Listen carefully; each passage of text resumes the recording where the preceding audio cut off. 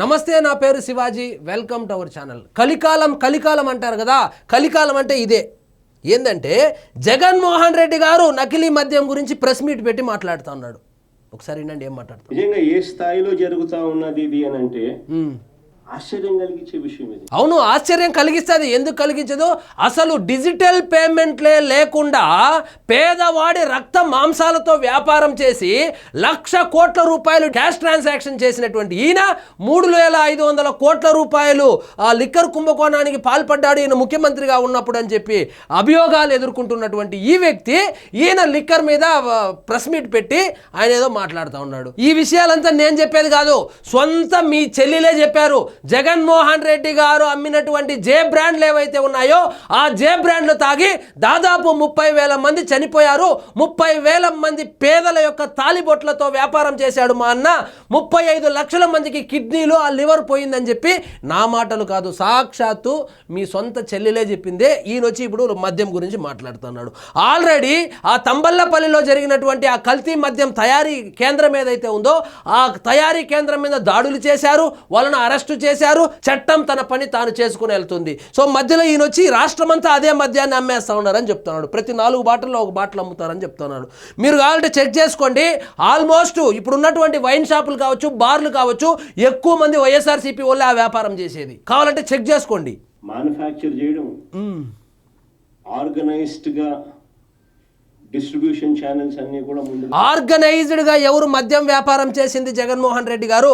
మద్యపాన నిషేధం చేస్తానని చెప్పి అధికారంలోకి వచ్చినటువంటి మీరు కొన్ని బ్రాండ్లు ఏవైతే ఉంటే ఆ బ్రాండ్లను భయపెట్టి రాష్ట్రం నుంచి పారిపోయేలాగా చేసి వాళ్ళకు ఆర్డర్లు ఇవ్వకుండా గవర్నమెంటే మద్యం అమ్ముతా ఉందని చెప్పి రంగుల సారాయి ఏదైతే ఉందో దానికి నోటికి వచ్చినటువంటి పేరు పెట్టి రాజ్ కసిరెడ్డిని అడ్డం పెట్టుకొని ఈ మొత్తం A1 నుంచి 37, 38 వరకు ఆ జైలుకు వెళ్ళొచ్చిన వాళ్ళని అడిగితే చెబుతారు మద్యం కల్తీ మద్యం ఏంది, ఆ మద్యం స్కామ్ ఏందని.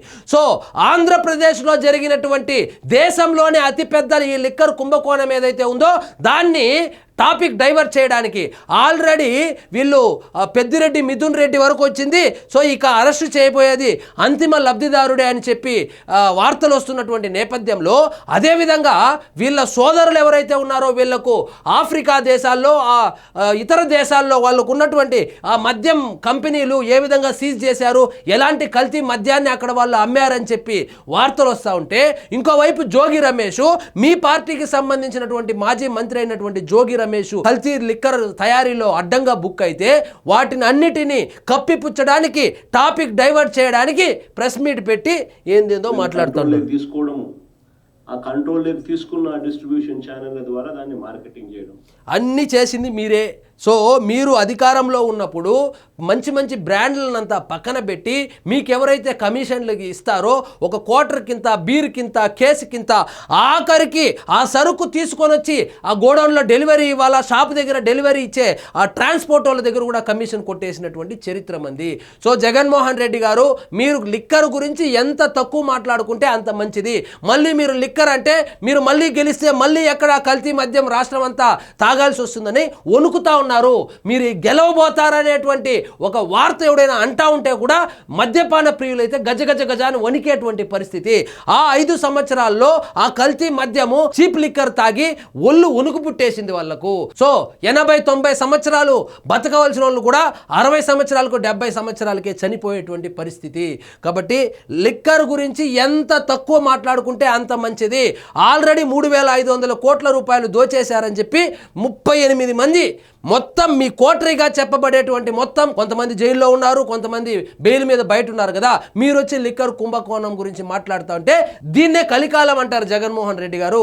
కాబట్టి దయచేసి ఈ లిక్కర్ గురించి మీరు ప్రెస్ మీట్ పెట్టడం అనేది నిజంగా హాస్యాస్పదంగా ఉంది. సో ఇదండి ఈరోజు మన టాపిక్.